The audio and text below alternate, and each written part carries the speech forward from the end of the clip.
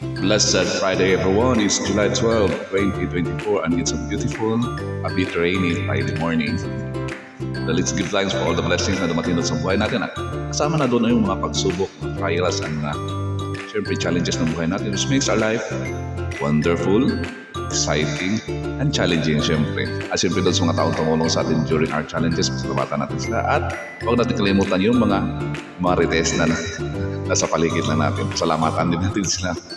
Shoutout to kay Glenda, kay Glenn Snow, kay Pucci, kay Margie Crane, kay Cecil Flores, kay Mama Lu, Luisa Susan, Jordan and Judith Sasin, ng Cagayan de Oro City, Lima David, Inday Araso, Elizabeth Ibarra, Heidi Villamero, Rachel Pastolero, Eli Raisa, and Eds My Love, kay Manso Inario, CG Almendras, Albert Ramirez, Casio Filosofo, Walter Itzulo Tanyari, and kay Fernando Dandoy ng Pagadian City. Ripples of the day natin po is how heaven gives His blessings for us may not be according to our liking and plans, but still it is there to give us the best in life for us. So either we are grateful and happy with such, or otherwise is our choice. So keep that in mind po. Thank you for following, liking, sharing, and subscribing to these videos. Good morning and have a blessed Friday, everyone.